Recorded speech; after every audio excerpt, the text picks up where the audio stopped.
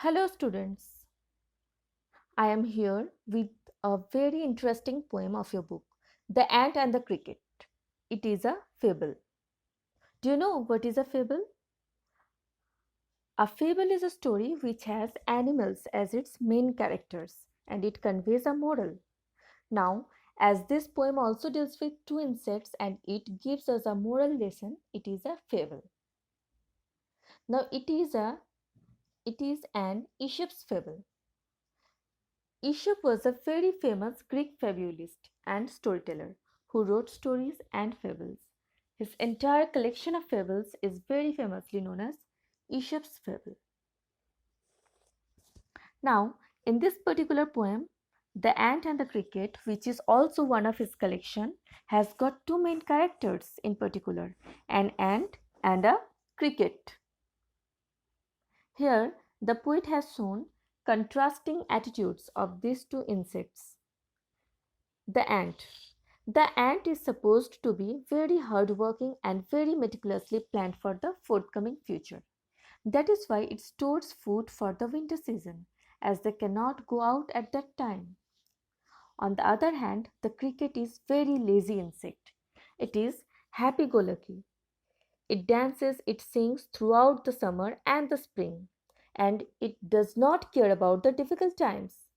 At the end of this poem, the cricket goes to the ant to ask for shelter and food, but the ant refuses. And then the cricket learns the lesson that it should have planned for winter season. It should have stored food for itself, and it should have decided such strategies so that it could have faced the difficult times to come. The last line of the poem is very interesting and has a thought provoking meaning. It says, some crickets have four legs and some have two. Now, crickets with four legs are obviously the insects. But who are the cricket with two legs? They are none but the human beings. As there are some human who are as hardworking as ants, while some are as lazy as the crickets. So, with this very interesting fact, let us begin reading the poem. I will read out to you at first and then I will explain it to you. So, let's begin reading. The Ant and the Cricket. A silly young cricket, accustomed to sing through the warm sunny months of gay summer and spring, began to complain when he found that at home his cupboard was empty and winter was come.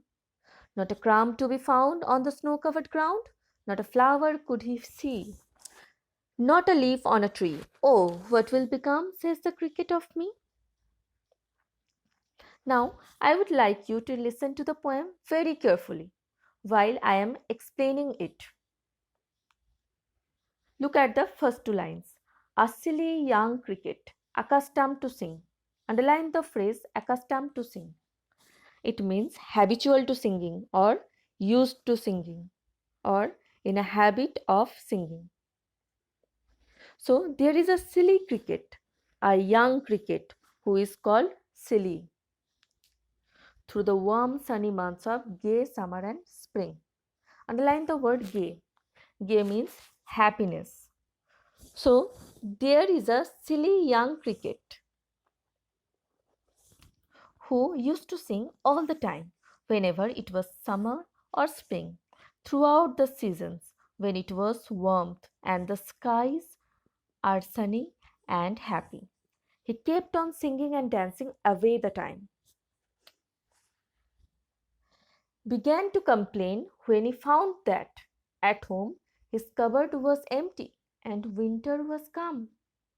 So, when after the summer season and the spring season, winter had arrived, the cricket began to complain because all the months of summer and spring he had just idled it away without storing anything for himself. And now, as the winter had come, he started to complain when he found at home all his cupboards are empty and there is nothing inside. Not a crumb to be found. Underline the word crumb. Crumb means small piece of food, not a crumb to be found on the snow covered ground. When he went outside, he saw the entire ground was covered with snow. He could not find a single crumb or a piece of food to eat. Not a flower could he see, not a leaf on a tree. Now, winter is such a season when there are no flowers, no leaves on the trees.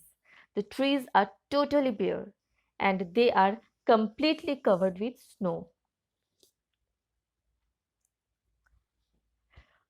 So, not a flower could he see, not a leaf on a tree. Oh, what will become, says the cricket, of me?